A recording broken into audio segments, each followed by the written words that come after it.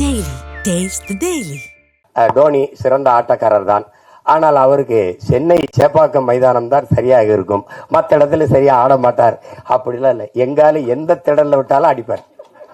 நீ இது ஹோம் பிச்சும்பா, இது ஹோம் கிரவுண்டுலாம். எங்க அப்பாவுக்கு எல்லா கிரவுண்டும் ஹோம் கிரவுண்டு தான். நீ நகைச்சுவையா படம் எடு, நீ ஏதாவது எடு, எல்லாத்துக்கும் இசைக்கூடாது. இது ஒண்ணு வேணா, நீ என்ன நாயகன் படத்தை திருப்பி நான் சொல்றேன், அந்த சீமா சொன்னதுக்காக ஒரு தடவை எடுத்த உடனே ஒரு சின்ன பையன் அவங்க அப்பா தொழிற்சங்கத்தில் பாரு கொண்டு வாங்கி இங்கிருந்து கருவிக்குள்ள இருந்து அதை ஃப்ரம் தி கேமராங்கிறது இங்கிருந்து ஓடுவான். ஒரு சின்ன பையன் ஓடும்போது தூத்துக்குடியிலிருந்து ஓடும்போது அப்படி தென்பாண்டி சீமையிலே தேரோடு வீதியிலே மான் போல வந்தவனே யார் அடிச்சார், அந்த பாட்டுக்கு தாளம் இல்லை, வெறும் புல்லாங்குழல் தாரதாரி. அப்படியே போய் பொழுது அடைஞ்சிரும். பொழுது விடியும் மும்பையில படுத்து கிடப்பான். இது இசை ஞானி அப்படின்னு சொல்றதெல்லாம் ரொம்ப குறைவு. இது ஏன் அவர் இசை ஞானியா இருக்கணும்? அறிவு என்பது அறிவது, ஞானம் என்பது உணர்வது. இசையை அறிய முடியாது, உணரணும். அதனால அவர் இசை ஞானி என்று கருணாநிதி அவர்கள் வச்சு அழைச்சதுனால அது இசை ஞானின்னு வந்துட்டது. அதையும் தாண்டி அவரை சொல்லணும்னா அவர் இசை இறைவன், இசை அமைப்பது இசையமைப்பாளர், இசையை அருளுவது. ஒரு இறைவன்கிட்ட போய் என்ன வேணாலும் கேட்பான் பாருங்க. இந்த தேர்வுல நான் வெற்றி பெற்றணும், எனக்கு அதிக மதிப்பெண்களை கொடுத்துரு, எனக்கு கை காலுக்கு நல்ல சுகத்தை கொடுத்துரு, எனக்கு நிறைய மூளையை கொடுத்துரு, எல்லாம் என்ன கேட்டாலும் கொடுத்துருன்னு நினைக்கிறான் பாருங்க. அப்படி கொடுக்கும்னு நம்பிக்கை உள்ள ஒன்றுக்கு பேர் இறை வச்சோம். நீ என்ன வேணாலும் கேளுங்க, தந்துருவார். அப்ப இங்க கிராமத்தில் இப்படி ஒரு பாட்டு போடுவார். நீங்க வேணா பாருங்க, உலகத்துல இப்படி ஒரு இசை அறிவு கொண்ட, இசை ஆற்றல் கொண்ட ஒரு மேதை, பீத்தோவன், பால்மரியட்டு, மோசாட்டு எல்லாம் சொல்லுவாங்க. கொண்டு வந்து எங்க ஊர் படத்துக்கு ஒரு 2 மணி நேரம் பின்னணி இசை வாசின்னு சொல்லுங்க, தெரிஞ்சிடும் யாரும் பெரிய மேதைன்னு. என்ன முத்துராஜ் போட்டு வாசிக்க சொல்லுங்க. தளபதினு ஒரு படத்தை எடுத்துக்கிறீங்க, ஒரே இசையமைப்பாளர், ஒரு மியூசிக் கம்போசர், ஒரு இசையமைப்பாளர் ஒருவரே இந்த படத்துக்கு இசையமைச்சிருக்காரு, இந்த பாடல்களை உருவாக்கி இருக்காருன்னு யாராவது ஒத்துக்கிட்டா சொல்லுங்க. எடுத்த உடனே ஒரு பாட்டு, சின்ன தாயவள் தந்த, அந்த பாட்டு போகும். கொஞ்ச நேரம் அடி ராக்கம்மா கையை தட்டு சாங்கு சக்கு சக்கு சக்குன்னு போகும். அதுல வந்து தேவாரத்துல இருந்து ஒரு இதை போடுவாரு, கும்பிட்ட குரு ஒரு போடுவாங்க, சோபன அறிமுகத்துக்கு ஒரு இதை போடுவாரு. திருப்பி காட்டுக்குயிலு மனசுக்குள்ளே பாட்டுக்குன்னு ஒண்ணு போகும். தின்னு சுந்தரி கண்ணால் ஒண்ணு போகும், யமுனையாற்றிலே ஈர காற்றிலே குடியா பீத்தவான் வா, மோசாட்டு வா, பால் மறிட்டு வா, போடுற அப்படி 7 பாட்டு போட்டு விடப்பா, சேதறிடுவான். யமுனை ஆற்றிலே ஈர காற்றிலே கண்ணனோடுதான் பேட. இவர் தான் சங்கு சக்கு சக்கு சக்கு, அதான் அவர் தான் கம்போசர். காட்டுக்குயிலு மனசுக்குள்ளே பாட்டுக்கு அதான் கம்போசர். திருப்பி ஒருத்தர் சுந்தரி கண்ணாலூர், அது எல்லாம் ஒரே ஆளுன்னு சொல்லி எவனாவது உலகத்துல நம்பிட்டானா என்ன கேள்வி? அது எங்காலால தான் முடியும். இப்ப நம்ம எல்லாருமே வெறுக்கிற இதுகள் இருக்குது, செயல்கள் இருக்குது. ஒண்ணு ஊழல், லஞ்சம். யாருக்கும் பிடிக்கல, இந்த நாட்டுல யாருக்கும் பிடிக்கல. ஆனா ஒரு கேள்வி எழுது, யாருக்குமே ஊழல் லஞ்சம் பிடிக்கலையே, அப்ப யார் கொடுக்குறா, யார் வாங்குறா? சரிதானே? லட்சுமி ராமகிருஷ்ணன் இருக்காங்க, அவங்கதான் நியாயமான தீர்ப்பு சொல்லணும்.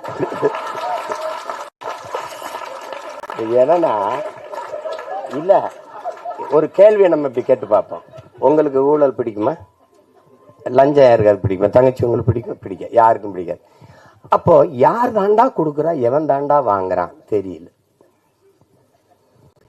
எங்க இந்த ஊழல் லஞ்சம் பிறக்குது அப்படின்னா, தனக்கு கிடைக்காதது எவனுக்கும் கிடைக்க கூடாது, எவனுக்கும் கிடைக்காதது எனக்கு கிடைச்சிடணும், இந்த எண்ணத்துலதான் ஊழல் லஞ்சமே பிறகு.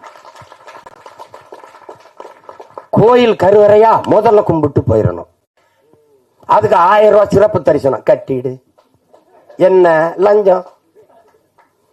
பிரசவ அறையா அங்க போனா மனைவி சேர்த்தனா மருத்துவர் மருத்துவர்னு கூட சொல்றது இல்லையே, நம்ம தான் டாக்டர். எவ்வளவு செலவானாலும் பரவாயில்ல காப்பாத்திருங்க. அந்த வார்த்தையே லஞ்சமாயிருது. எவ்வளவு செலவானாலும் பரவாயில்லையா, அப்ப காசுக்காரன் போடுறான்னு திட்டிடுறான். கோயில் கருவறையில் இருந்து தாயின் கருவறை வரைக்கும் ஊழல் லஞ்சம் இருக்கு. ஒரு மருத்துவ கல்லூரியில படிக்க போனா 10 இடம் தான் இருக்கு, ஆனா 100 பேர் காத்திருக்கான்னா அவனுக்கு கிடைக்காத இடம் எனக்கு கிடைக்கணும்னா ஒரு இடம் 1 கோடின்னா கட்ட தயாரா இருக்கான். அங்க யாருக்கும் கிடைக்காதது எனக்கு கிடைக்கணுங்கிற அந்த எண்ணத்துல பிறந்துருது இந்த ஊழல் லஞ்சம். பசும்பன் படத்துக்கு நான் கதை வசனம், எனக்கு எங்க அப்பாவுக்கு சண்டை வராத நேரங்களே இல்லை. அப்ப பஞ்சாயத்து அவர் தான். என்ன எழுதி கொடுத்தாலும் தாளை தூக்கி கீழே போட்டுருவாப்ல. சார் அது படிக்கிறதுலாம் கிடையாது அப்படின்ட்டு. நான் ஒன்றும் இல்லை, பதறதில்லை, எடுத்து பொறிக்க இப்படியே வச்சிருப்பேன், போய் உட்காந்துருவேன். எல்லாரும் பெரிய பெரிய நடிகர்கள், நான் நீண்டு பையன், ஒரு பேர செட்டு இது பண்ணிட்டு சின்ன பையன் உட்காந்துருப்பேன். திடீர்னு இந்த இடத்துல சித்தா இங்கே சிவா ஒரு இது பண்ணும், ராதிகா இங்கேருந்து வரணும், இங்கே ஒரு இது வேணும், எங்க இந்த பையன், நான் எங்கேயாவது உட்காந்துருப்பேன். தேடி சிஷியா இங்கே வா அப்படின்னு. இன்னும் என்ன உங்கள் அப்பா வசனம் கேட்குறாரு, இங்கே வாங்க, என்னப்பா வேணும், இங்கே 2 பேரும் பேசணும், இந்த இருக்குப்பா. அப்போ அது இதாப்பா நீங்க கீழே சத்து முன்னாடி தூக்கி போட்டி இல்லப்பா, அதுதான்ப்பா. ஐயோ, ஒரு தடவைலாம் தூக்கி போட்டாரு. நான் கடைசியா வெறும் இந்த இதுதான் இருந்தது, அதை தூக்கி கீழே போட்டு நடந்து சென்னைக்கு கிளம்பிட்டேன். பொள்ளாச்சியில நடந்தே போறேன்ட்டு திருப்பி, ஏய் வாடா உங்க அப்பா பத்தி புது சண்டைக்கு இருந்தா என்ன, நீ வா வா வா வா அப்படி கூட்டி போய் பல தடவை. அதுல இருந்தா என்னுடைய குரு. இல்லைன்னா பாதி படத்திலே போயிருப்பேன் ஊருக்கு. அது சொன்ன மாதிரி, தம்பி சொன்ன மாதிரி திரையுலகத்தினுடைய என்ன சொல்ற களஞ்சியம் தான்.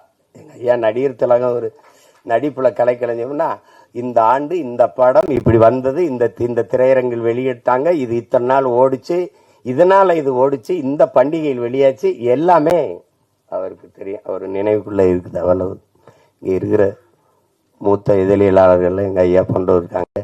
அதே மாதிரிதான் இந்த சமூகத்தின் மிக கொடிய நோய். இன்னைக்கு நேரத்துல கதாநாயகி விட பாடினாங்க, நம் பாட்டன் பாரதி பாடினது. பாரதி ஒண்ணு இந்த சமூக கட்டமைப்பின்படி அவன் தாழ்ந்தவனோ அவன் தாழ்த்தப்பட்டவனோ அப்படி கிடையாது. அவன் உலகத்துல அவனை மாதிரி ஒரு மகன் இந்த மண்ணில் பிறந்திருக்கான்னா நீங்க எவனுமே இருக்க முடியாது.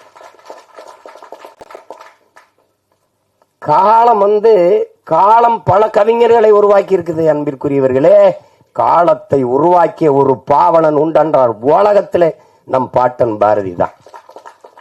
நாடு சுதந்திரம் அடையல 1921 செத்து போயிட்டான் பாரதி. 47 விடுதலை அடைகிற. ஆனால் ஆடுவோமே, பல்லு பாடுவோமே, ஆனந்த சுதந்திரம் அடைந்து விட்டோம் என்று அவன் அடைஞ்சிட்டான் சுதந்திரத்தை. நீ மாநிலம் பிரிப்பாயின்னு நினைச்சானா? மொழி வழியே மாநிலங்கள் பிரிப்பீங்கன்னு நினைச்சானா? அவன் வந்தே மாதரம் என்போம், எங்கள் மாநில தாயை வணங்குதும் என்போம்ங்கிறான். நீ பிரிக்கல, அதை பத்தி அவங்க கவலைப்படல. தமிழ்நாடுன்னு பேர் வைப்பாங்க, அதுக்கு ஒருத்தன் 76 நாள் பட்டினி கிடந்து சாவான், அதெல்லாம் அவனுக்கு தெரியாது. தமிழ் திருநாடு தன்னை பெற்ற எங்கள் தாய் என்று கும்பிடடி பாப்பா, அமிழ்தில் இனியதடி பாப்பா, நம்ம ஆன்றோர்கள் தேசமடி பாப்பான்னு. யாரு? தமிழ்நாடுன்னு ஒரு பேரே வைப்பாங்களானே தெரியாது. கம்பன் பிறந்த தமிழ்நாடு, உயர் கல்வி சிறந்த தமிழ்நாடு, புகழ் கம்பன் பிறந்த தமிழ்நாடுங்கிறான்.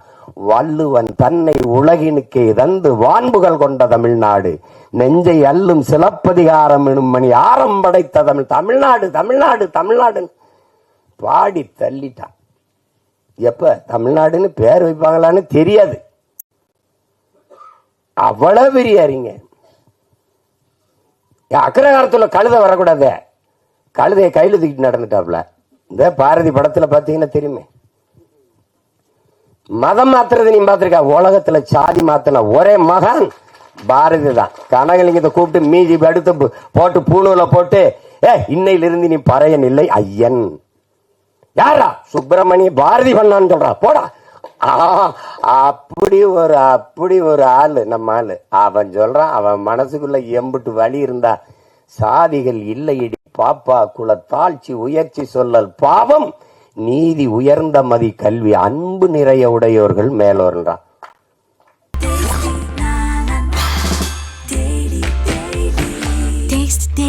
Taste the Daily.